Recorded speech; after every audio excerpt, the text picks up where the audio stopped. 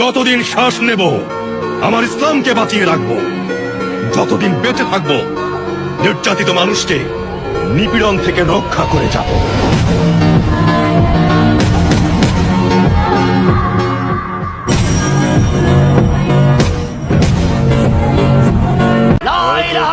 এমন ভাবে প্রচার করতে হবে যেন এমন একদল যুবক তৈরি হয়ে যায় যারা আল্লাহর জমিনে আল্লাহর দিনকে বিজয়ী করার জন্য কাপড়ের কাপড় পরে মাঠে নামবে।